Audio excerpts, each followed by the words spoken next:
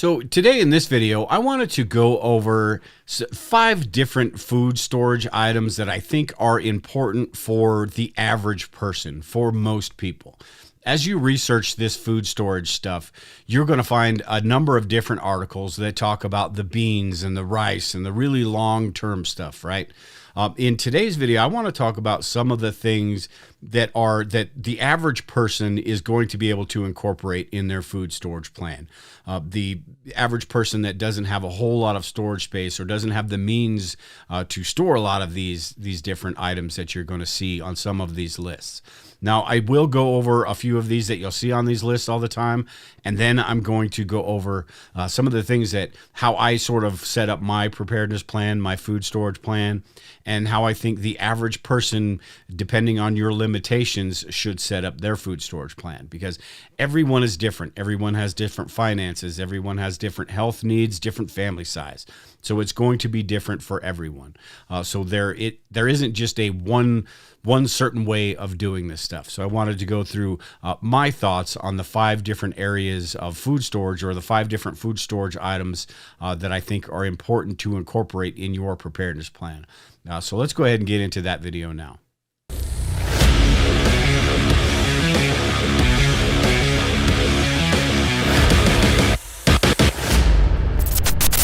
Okay, so first off, what is this typical list of long-term food storage items that you will get from a lot of different websites? Because they are good. They are good to have. Some of these include, that you will see on these lists, are dried and dehydrated food, the prepackaged long-term foods. Dried fruits, vegetables, and meats, all of these have, when they're prepackaged, freeze-dried, or dehydrated, have a really long shelf life, the longest shelf life of all of your food storage, basically. Then you've got the canned foods. The fruits and vegetables, the meats are all stable long-term food storage items. These can't be stored for as long as the dehydrated food, but they can be stored for a few years, and depending on who you ask or how much of a gambler you are, even longer than that. Then you've got the grains, the rice, the pasta, and other grains that have a really long shelf life, a couple years or so, depending on how they're stored. Pasta is great because you can come up with 20 or 30 different recipes just with pasta alone, and a few other ingredients. So grains and pasta are also great for long-term food storage. Legumes. Lentils, beans, and other legumes are a great source of protein and can be stored for a long period of time, whether that's in canned food or you've got the dried beans themselves. But if you store the dried beans, you need to kind of understand how those need to be prepared if you are going to store those. But the canned food option is a good one as well. Then the nuts and seeds, they're a really good source of healthy fats and protein, and they can be stored for a long period of time, but not super long. These will go bad and go rancid because of the oils in them, so keep that in mind. And then you've got your powdered and concentrated foods that are going to be on most of these lists. The powdered milks, the soups, the broths, all of these things that can make putting a meal together easier. They're convenient foods. They're foods that don't require refrigeration. All of these are pretty good for long-term food storage as well. And these, depending on what you're storing, the shelf life is going to be different for a lot of these and how they're stored. Salt and sugar, and some other spices as well. Salt and sugar can basically be stored indefinitely, and you can use salt to preserve food. Sugar is going to add that little extra something to some of the meals that may taste bland in some sort of disaster emergency situation. So salt and sugar, the spices, all of these things are really important to have in your long-term food storage. So, like I said, those foods are great. They are important, and if that fits your preparedness plan, then those should be incorporated in your food storage, your long-term food storage plan. Those are the types of food that are going to last the longest. But the average person is going to have a different food storage plan than that. The average person is not stocking up for 15, 20 years. The average person may be stocking up 6 months to a year, sometimes even less than that. There are different foods that I want to go over in this list of 5 different things that you should have in your long-term food storage that that should be incorporated, and I think that are more important to the average prepper or person interested in preparedness. So let's get to the first one here, and I'm not going to go through each individual food item. This is more of categories, 5 different categories that the average prepper or average person needs to consider for their long-term food storage. And the first one here is food that your family eats, food that you eat, food that is going to get used on a regular basis. Because if you stock up on a bunch of 5-gallon buckets of flour or the big bags of beans or things like that, and you don't use those, eventually those are going to have to be tossed out, regardless how you store them. Now, again, that's great for that super long time frame. But foods that your family eats, foods that you're going to rotate through more often, those are the ones I think that are everyone should have included in their long-term food storage. These are what I consider long-term is over around 2 years, 2 or more years is what I consider long-term food storage. Some people would say that 1 year is long-term. Some people would say that 5, 10, 15, 20, 25 years is long-term food storage. I think about 2 years. And the reason I say that is because less than 2 years, you're not going to be able to buy, say, 15 or 20 of something that you use moderately and use that before that 1 year is up. Whereas if it's got at least 2 years, you can go through all of that before it's going to expire. All right, so the second one that I think is important to incorporate into your long-term food storage is food you grow. And the reason for this is because it forces you to learn about all of these different things that are important in preparedness. It forces you to learn how to garden. It forces you to learn maybe how to can food, how to dehydrate food, how to store food. That's why I think it's important to, incorporate food that you grow. Maybe it's chickens or anything, animals. Food that you grow will help you learn about these different processes, which will help you if something does become long-term, because you're going to understand how this stuff works. Now, food you grow is probably not going to sustain you long term. The amount of food that most people can grow probably won't sustain a family. It really depends on how into it you are.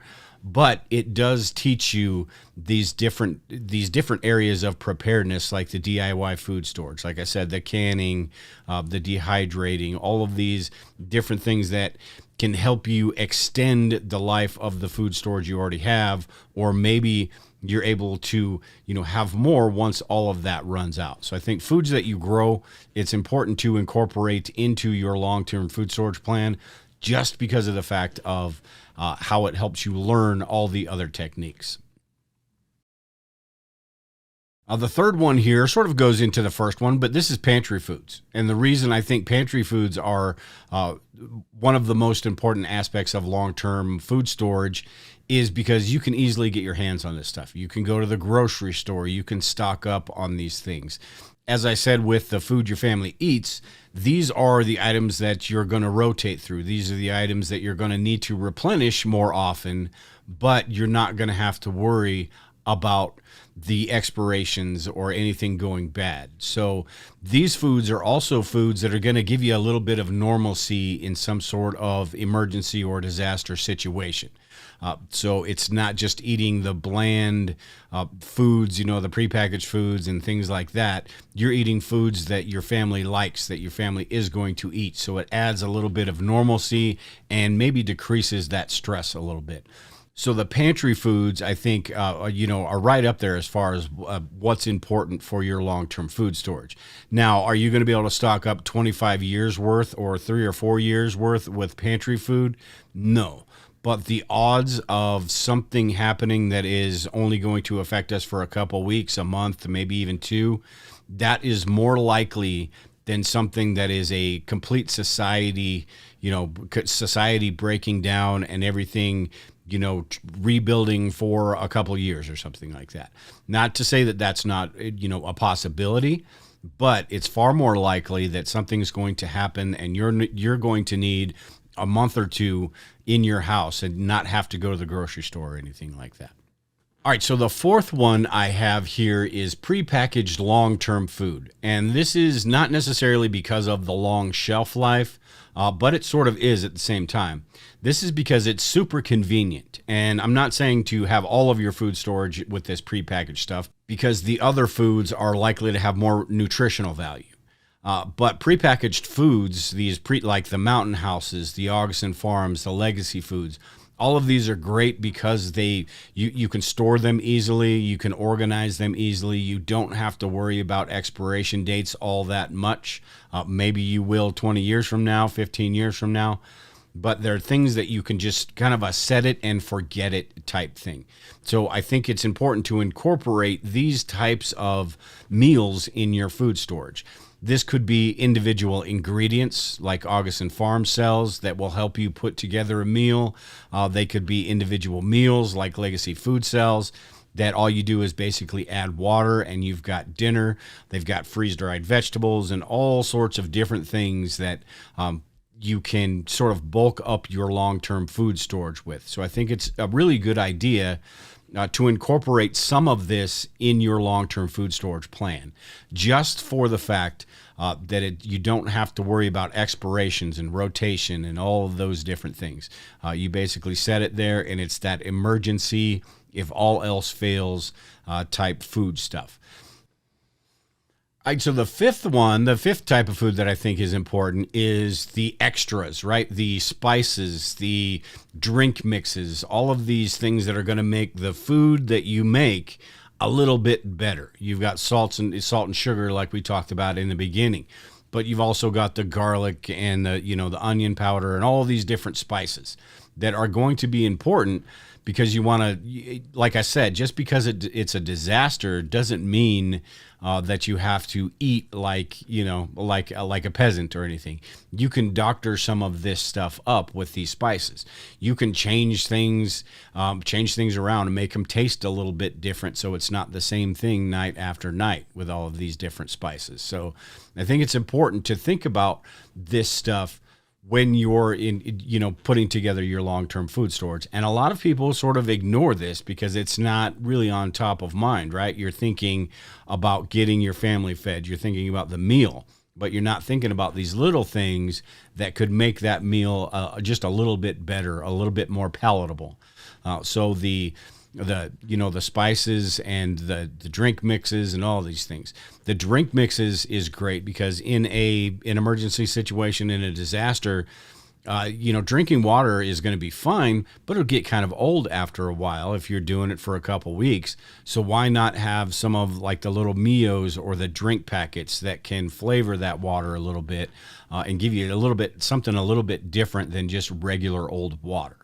They also have the powdered milks and things like that, which would go good in cereals. And if you're making different recipes, it would be good for those. Drinking that by itself, in my opinion, is not that great, but it's important to have that as well. So I think all of those, it's just the little things, the additives, the things that you would put in a meal to make that meal just a little bit better. I think it's important to think about all of those as well. Spices will last a pretty long time. The dried spices don't necessarily go bad, but they will lose their kick. They will lose their flavor after a while. And there are different storage options you can do with those as well. But I think spices are one of those things that are really important.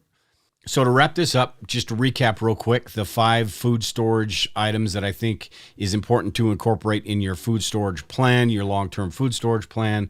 The foods that your family eats, the foods that you eat, the foods that are going to be used quite a bit so you don't have to worry about spoilage or rotation. Foods that you grow, mainly because it forces you to learn about these different techniques. Even if it's just learning how to garden, learning how to grow a tomato, it forces you to learn how to do that stuff. And then pantry foods. Like I said, the food that is going to get used the most, the food that your family is going to eat, the food that your family is going to like, the foods that will give you a little bit of normalcy in a bad situation. And you know that you're not pulling out the freeze-dried long-term food storage and choking down something just to get some calories in you. Like I said, the prepackaged long-term food storage is a great way to bulk up your food storage. If you're sitting at a couple weeks and you want to get to a month, you can buy some of that. You can buy 2 weeks worth of that, and then boom, you're already at 2 months. Put that in the closet, put it in the basement, wherever, and it's going to sit there and it's going to be fine as long as it's stored correctly for a long time. And then the last one of these are the spices and ingredients. All of these things that are going to make that meal a little bit better in a disaster situation. The ingredients are important as well, because maybe you don't, if you want to cook a meal, maybe you don't have the Legacy Foods, which is a prepackaged meal. You want to put some of the things together. So maybe you'd need powdered butter, powdered milk, the different spices like I talked about, all of these different things to actually make a meal that your family will eat and your family will like. And there are a lot of options out there. A couple of things before we get out of here I wanted to talk about, though, is the extras, the stuff that also goes into this along with those 5 different areas. And that's a lot of people forget or don't think about, maybe not forget, but they don't think about the water that they're going to need for their cooking in a disaster situation. So if it's the prepackaged long-term food, all you need to do is boil water. It's not going to take a lot of water, but if you're making something, it may take a little bit more water. Spaghetti is fantastic, or macaroni, the different types of noodles, but it does take a lot of water to actually cook that. So you got to think about that as well. Along with that, with the water, is the cleaning up afterwards. You need to think about that in a disaster type situation, and that goes into sanitation as well, but cleaning up afterwards is important. So think about water when you don't necessarily need to incorporate it into your long-term food storage plan, but make sure it's there and make sure you do have water stored in the event that you do need to cook something in a disaster situation. And then one other thing is the utensils, right? The pots and pans, the paper, the plates, all of those things. If you don't want to have to clean, fill up the sink with water in a disaster situation, maybe you're getting paper plates, maybe you're getting the plastic forks, all of those different things. Those are important. The manual can openers, being able to open cans, all of those little things that the little details that sometimes get overlooked, and we don't really think about them until that pops up in some sort of disaster situation. So try to go through, brainstorm a little bit, and think about all the different things that you would have to do. Maybe a coffee pot that is not an electric coffee pot, a percolator, something like that. All of those things that you're going to need, those manual appliances and those utensils and the things you might need in an emergency or disaster situation. And then to close this out, I just wanted to mention one thing about when you're shopping for this food. Think about calories rather than serving size. I know a lot of these companies, especially in the grocery store, but a lot of long-term food storage companies as well, will brag about how many servings something is. And that doesn't necessarily mean anything, because they can say that their serving size is 3/4 of a cup. So in one of their packages that is the same size, and I'm not going to call anybody out, although Legacy Foods does have the most calories per serving size, or per package, but they can state whatever serving size they want, and it misleads you into thinking that you're getting the same amount of calories as you would from someplace else, and you're not. So always look at calories when you're thinking about your long-term food storage stuff. This is really important when you're thinking about long-term food storage products, the really long-term stuff, the 25-year shelf life stuff. And then also pay attention, because our diets are so varied these days and we can get whatever we want, we don't pay a lot of attention to what's actually in our food. So make sure you're getting protein-rich foods. Besides paying attention to the calories, you should also be paying attention to the proteins, the carbohydrates, the fats, all of those things that you're going to need to incorporate in your diet. Now, with food, like I said, a disaster that lasts a couple months or longer is going to be much more rare than a disaster that lasts a couple weeks. So it's not super important when you're thinking about the short term. But if you are eating these foods for a long period of time, eating a can of SpaghettiOs a night for 4 or 5 weeks, probably going to lead to some health problems and some issues down the line. So just make sure and pay attention to those things as well, and make sure you've got that enough of a balance in your long-term food storage. Now, if you do this, like I just talked about, and you do your pantry foods, and you do the foods your family eats, and you do the foods you grow, that will automatically sort of take care of that because of all the different things that are in all of these different foods. And that's the way you eat these days anyway. So you know your body is used to that. So that's why I think it's that stuff is important. At any rate, that's it for this video. Like I said, these lists that you will see online of the longest shelf-stable foods, or the foods with the longest expiration dates, or the foods that you should be stockpiling, they're great lists, but they are not for everyone. And I think, like I said in this video, the average person is going to, their food storage is going to be set up a little bit differently than that. That works for some people, and, that's fantastic. But for a lot of people that don't have the space, that don't have the time, that is not going to be something that they're going to be able to incorporate on a large scale into their food storage plan. Now, I do suggest doing as much of that stuff as you can and having a well-rounded food storage plan.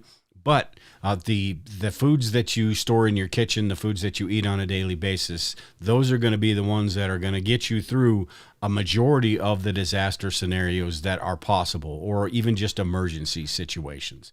Those are the foods that you're going to want to make up a bulk of your food storage plan. So with that, if you have any comments or anything, any questions, you can email me at dale@survivalistprepper.net. I'll get those answered for you. Like I said, over at the SHTF shop, we do sell the long-term food storage products.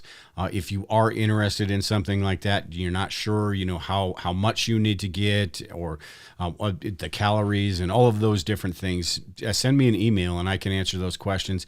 I'll get you the best deal possible on these food storage products. But with that, take care, everyone, and we will talk to you all later.